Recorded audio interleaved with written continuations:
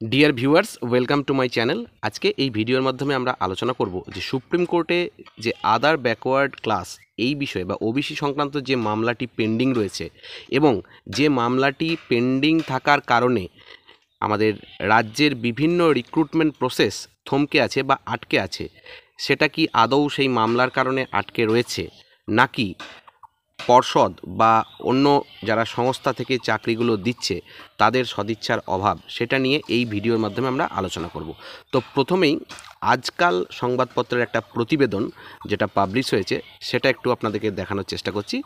দেখতে পাচ্ছেন এখানে বলা হচ্ছে যে সুপ্রিম কোর্টে ওবিসি মামলা নিয়োগ বিজ্ঞপ্তি প্রকাশ করা যাচ্ছে না। এটা কারা বলছে? এটা পর্ষদ বলছে। পর্ষদের তরফ থেকে বলা হচ্ছে যে নিয়োগের বিজ্ঞপ্তি প্রকাশ করা যাচ্ছে না, তার কারণ হিসেবে তারা দেখাচ্ছে যে সুপ্রিম কোর্টে ওবিসি মামলাটা পেন্ডিং রয়েছে।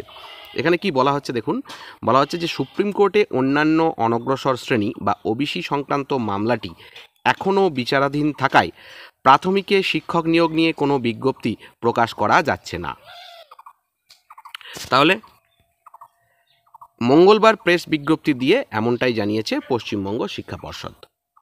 এদিন পর্ষদের সচিব রঞ্জন কুমার ঝা ওই বিজ্ঞপ্তিতে জানিয়েছেন যে সুপ্রিম কোর্টে এই মামলাটি চলায় স্কুল শিক্ষা দপ্তর থেকে শ্রেণীভিত্তিক শূন্যপদের সংখ্যা পাওয়া সম্ভব হচ্ছে না, ফলে পর্ষদও নিয়োগ সংক্রান্ত কোনো বিজ্ঞপ্তি প্রকাশ করতে পারছে না। দপ্তর থেকে শূন্যপদের সংখ্যা পাওয়া গেলেই নিয়োগ সংক্রান্ত বিজ্ঞপ্তি যথাসময়ে প্রকাশ করা হবে। একই সঙ্গে আরও জানানো হয়েছে, টেট নিয়োগের একটি অন্যতম সূচক। নিয়োগের এই রকম 5টি সূচক রয়েছে, তার মধ্যে একটি হলো টেট। মোট 50 নম্বরের মধ্যে টেটের জন্য বরাদ্দ রয়েছে 5 নম্বর। এদিকে এদিন 2022 সালের টেট পাস চাকরিপ্রার্থীরা দ্রুত ইন্টারভিউ প্রক্রিয়া শুরুর দাবিতে বিকাশ ভবনের সামনে বেকার মেলা কোট আনকোট করেন। তো এই জায়গাগুলো আপনাদেরকে ভালো করে বোঝানোর চেষ্টা করব যে দপ্তর থেকে শূন্য পদের সংখ্যা পাওয়া গেলেই নিয়োগ সংক্রান্ত বিজ্ঞপ্তি যথাসময়ে প্রকাশ করা যাবে। এই দপ্তর থেকে শূন্য পদের সংখ্যা যদি মনে করে West Bengal board of primary education, তো উইদিন 1 সপ্তাহ বা 2 সপ্তাহের মধ্যে এটা পাওয়া যেতে পারে, কারণ তারা ডিসেন্ট্রালাইজড প্রসেসে WBBP থেকে কনসার্ন যে ডিপিএসসিতে সেই লেটার আসবে, ডিপিএসসি কনসার্ন SI অফ স্কুলসদেরকে সেটা পাঠাবে এবং তারা কনসার্ন স্কুলের হেড টিচারদেরকে পাঠাবে এবং আবার রিভার্স সাইড থেকে সেই তথ্যগুলো পুনরায় WBBPতে পৌঁছে যাবে। তো এর জন্য ওবিসি মামলাকে কতটা দায়ী করা হচ্ছে সেটার যৌক্তিকতা খুঁজে পাওয়া যাচ্ছে না। এবং পরে যেটা বলা হচ্ছে যে টেট নিয়োগের একটি অন্যতম সূচক, অর্থাৎ এই যে বেকার মেলা কোট আনকোট, যারা টেট পাস চাকরি প্রার্থী, যারা নিজেদেরকে টেট পাস বলে তারা ইন্টারভিউটা তাড়াতাড়ি করানোর জন্য যে তারা যে বেকার মেলা নামক একটা বিকাশ ভবনের সামনে তারা গেছিলেন, এবং এটাকে তাদেরকে বলা হচ্ছে যে টেট পাস কিন্তু একটা নিয়োগের অন্যতম সূচক, যেমন আর 5টা সূচক রয়েছে।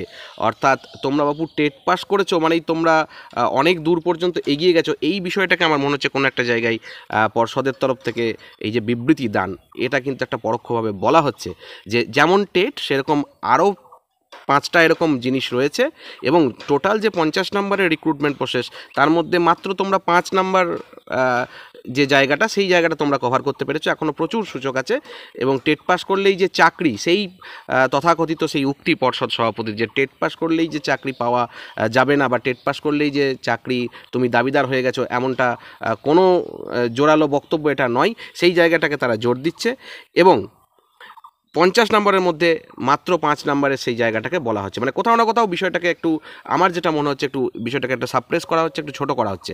এবং যেটা আরও মনে হচ্ছে, এই যে গতকালকের এই বেকার মেলা নামক যে কর্মসূচিটা তারা নিয়েছিলেন, অত্যন্ত ইতিবাচক একটা কর্মসূচি দ্রুত ইন্টারভিউ করানোর জন্য, এবং এই দ্রুত ইন্টারভিউ করানোর যে কর্মসূচি বেকার মেলা, এর পরিপ্রেক্ষিতেই যেটা মনে করা হচ্ছে যে পর্ষদ সভাপতির এই বিবৃতি। এবং তিনি এর আগে এও জানিয়েছিলেন যে গত 2024 সালের ডিসেম্বর মাসের মধ্যে ইন্টারভিউ নোটিফিকেশন তারা দিয়ে দেবেন, এবং যে কারণের জন্য তারা 2024 সালের টেট যে পরীক্ষা নেওয়া সেটা থেকে বিরত থেকেছেন, কিন্তু সেটা তারা কাজে করে দেখাননি। এরপরে আমরা সেই বিজ্ঞপ্তিতে চলে আসবো যে তারা প্রেস বিজ্ঞপ্তি কি দিয়েছেন। এখানে বলা হচ্ছে প্রথমেই বলে রাখি যেটা 11/2/2025 তারিখের দেওয়া একটা বিজ্ঞপ্তি। মহামান্য সুপ্রিম কোর্টে অন্যান্য অনগ্রসর শ্রেণী বা ওবিসি সংক্রান্ত মামলাটি বিচারাধীন থাকায় পশ্চিমবঙ্গ সরকারের বিদ্যালয় শিক্ষা অধিকার থেকে শ্রেণীভিত্তিক শূন্যপদের সংখ্যা পাওয়া সম্ভব হচ্ছে না। ফলে পর্ষদও প্রাথমিক শিক্ষকের নিয়োগ সংক্রান্ত কোনো বিজ্ঞপ্তি প্রকাশ করতে পারছে না। সংশ্লিষ্ট দপ্তর থেকে শূন্যপদের সংখ্যা পাওয়া গেলেই এই নিয়োগ সংক্রান্ত বিজ্ঞপ্তি যথাসময়ে প্রকাশিত হবে।